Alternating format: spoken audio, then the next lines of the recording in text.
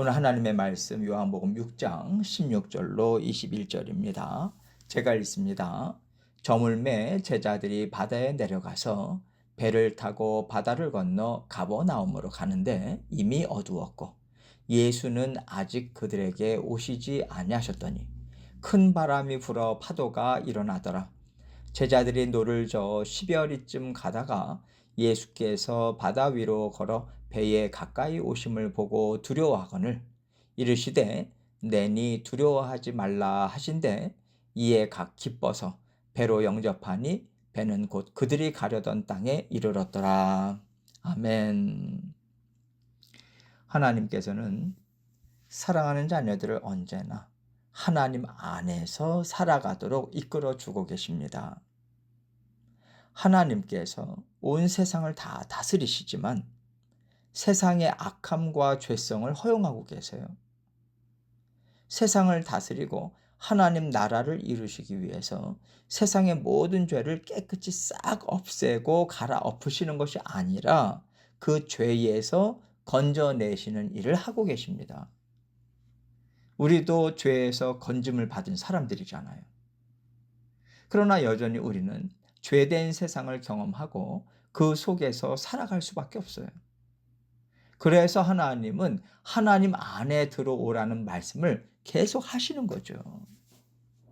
세상에서 살아갈 수밖에 없지만 너희는 하나님의 자녀로서 하나님께서 온 세상의 주인이심을 인정하면서 살아야 된다. 이것을 가르쳐 주셔서 하나님 안에서 살아가게 하시는 겁니다. 하나님 안에서 살라는 것은 세상을 완전히 등지고 살라는 게 아니에요. 세상에서 살지만 다르게 살고 세상에서 살면서 하나님의 말씀을 전하고 하나님의 자녀로서 선한 영향력을 미치면서 살라고 여전히 죄가 활동하는 세상을 열어주신 거예요. 그래서 이 세상은 우리가 살아가는 세상이기도 하고요. 하나님과 함께 열심히 일하면서 살아가야 되는 영적 전쟁터이기도 한 거죠. 오늘 본문 전 내용을 보면요. 예수님께서 오병이어의 이적을 베푸셨는데 사람들의 기대감을 충족시키고도 남는 엄청난 충격이 있었던 것 같아요. 지금까지 예수님께서 행하신 많은 이적들에다가 이 오병이어의 기적까지 더해지면서 군중들은요, 됐다. 이분이 메시아다. 이분을 우리의 왕으로 삼으면 된다. 이 마음으로 하나가 되어버렸어요. 그러면 이런 마음이 군중들에게만 있었겠습니까? 예수님의 제자들에게도 있었죠. 예수님을 내가 제대로 만났어. 내가 제대로 선택했어. 이제 됐어. 이런 마음이 들지 않았겠어요? 이 옳지 않은 마음을 예수님께서 그냥 놔두실 수가 없죠. 그래서 오늘 본문과 동일한 내용이 나오는 마태복음 14장을 보면요. 예수님께서는 군중들도 흩어버리시고요. 제자들에게도 그 자리를 떠나서 배를 타고 가버나움으로 가도록 재촉하셨습니다. 그리고 예수님은 혼자 산으로 가셔서 기도하세요. 우리에게 하나님의 뜻에 합당하지 않은 마음이나 바람이 있을 때 하나님께서 하시는 일이 무엇입니까? 말씀이든 일을 통해서든 하나님은 어떤 하나님이신지, 우리가 어떤 믿음으로 살아야 되는지 다시 고칠 수 있는 은혜를 베풀어 주세요. 하나님께서 제자들에게 풍랑을 만나게 하심으로써 자신들이 믿고 의지하는 예수님이 어떤 분이시며 제자들로서 어떤 믿음을 가져야 되는가, 이것을 깨우치는 그 기회를 주고 계십니다. 16절로 18절입니다. 저물매 제자들이 바다에 내려가서 배를 타고 바다를 건너 가버나움으로 가는데 이미 어두웠고 예수는 아직 그들에게 오시지 아니하셨더니 큰 바람이 불어 파도가 일어나더라. 이때는 이미 해가 저문 후였지만 뱃사람 출신의 제자들이 있으니까 배를 타고 갈 생각을 했을 거예요. 그랬는데 예상치 못했던 큰 바람이 갑자기 불면서 파도가 거세지니까요. 제자들도 당황을 합니다. 19절입니다. 제자들이 노를 저어 10여리쯤 가다가 예수께서 바다 위로 걸어 배에 가까이 오심을 보고 두려워하거늘. 큰 바람이 불고 파도가 높은 상황에서 10여리쯤 간 거예요. 오늘날로 치면 약 5km 정도 조금 못 미치는 그 거리를 노를 저어서 계속 나아갔던 건데 이 풍랑이 만만치가 않습니다. 더 이상 앞으로 가질 못하는 상황인 거예요. 그때 예수님께서 물 위를 걸어서 가까이 오신 겁니다. 제자들이 그걸 보고 예수님이라고 생각을 했겠어요? 귀신이 오는 건지 헛것을 보는 건지 두려움이 엄습해 오는 거죠. 이때 예수님께서 제자들을 안심시키십니다. 20절로 21절 보겠습니다. 이르시되 내니 두려워하지 말라 하신대 이에 기뻐서 배로 영접하니 배는 곧 그들이 가려던 땅에 이르렀더라. 하나님께서 이 상황을 허락하신 이유가 무엇일까요? 예수님께서 너희와 함께 이루어갈 세상은 결코 먹고 배부른 세상이 아니다. 풍랑이는 바다처럼 한 치 앞도 내다볼 수 없는 세상이야. 그런 세상에서 예수님은 너희와 함께 그 풍랑이는 삶을 헤쳐나가실 것이다. 너희가 의지할 분은 예수님밖에 없다. 이것을 보여주고 싶으셨다고 생각해요. 그리고 너희가 의지할 예수님은 너희가 알고 있는 것보다 더 크신 분이시니 인생의 문제에 머물러 있지도 말고 세상이 알려주는 여러 풍랑들을 두려워하지도 말라. 이 말씀을 하시는 자리였다고 생각해요. 그래서 내니 두려워하지 말라 이 말씀에는요. 너희가 제자의 삶을 살 때 많이 어렵고 두려울 것이다. 그러나 내가 너희를 불렀고 내가 이 삶을 너희에게 허락했으니 너희가 걸어가는 길 내가 책임진다. 그러니 두려워하지 말아라.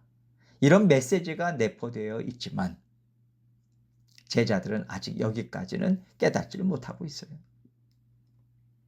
예수님이 물 위를 걸어서 배에 오셨을 때 제자들은 아직도 호수에서 사투를 벌이고 있었던 상황입니다. 그런데 예수님께서 배에 타시니까 배가 곧 그들이 가려던 땅에 이르렀다 이렇게 말하고 있는데요. 이 말은 예수님께서 순적히 배에 육지에 다다르게 하셨다라는 얘기인 거죠. 하나님께서 우리와 함께 일상의 삶을 살아가시면서 우리가 알아듣든 못 알아듣든 계속해서 우리에게 말씀을 들려주세요. 그리고 어떤 하나님인지를 경험하여 알게 하시죠. 그 과정 속에서 우리는요. 하나님이 주시는 목적 그대로 깨닫지 못할 때가 많습니다. 우리는 그런 사람들이에요. 그러나 하나님은 변함없이 말씀을 주십니다. 다양한 일들을 경험하게 하세요. 그리고 하나님의 때를 따라서 우리가 들었던 말씀과 경험했던 것들을 되돌아보면서요.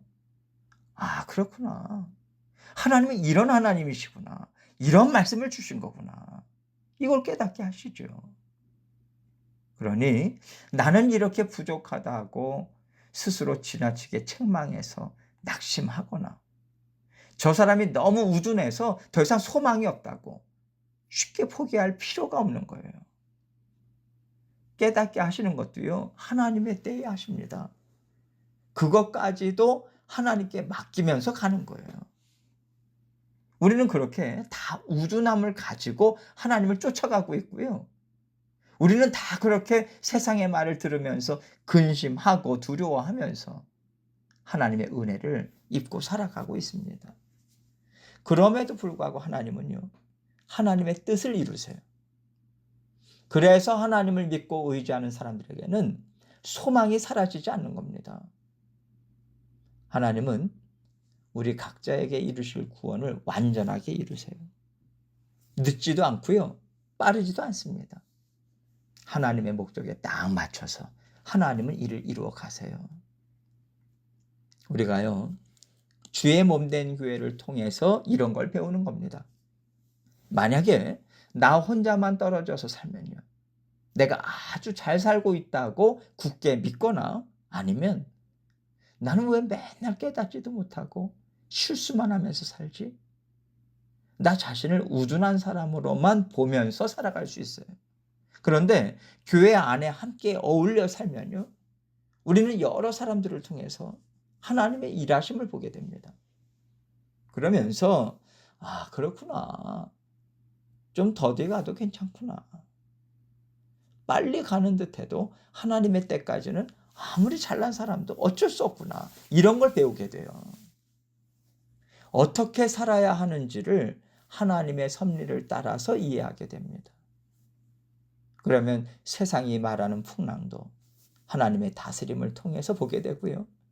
인생의 길도 하나님이 열어주시는 길이 있다는 것을 믿고 살아가게 돼요. 이것이 하나님 안에서 살아가는 거 아니겠습니까? 부족한 것을 부족한 것으로만 보지 마시고 하나님께서 어떻게 일을 이루실까? 어떻게 살게 하실까? 믿고 의지하는 마음으로 기대하세요. 하나님의 주권이 우리 한 사람 한 사람을 다스리시고 주의 몸 된 교회도 다스리십니다. 부족함이든 풍성함이든 하나님의 인도하신 가운데 하나님 나라를 이루어가는 일에 사용하셔서 동참하게 하세요. 이거 깨달으면서 살아가는 거예요, 사실. 제일 중요한 것은 하나님의 인도하심이더라. 하나님의 선하신 뜻이더라.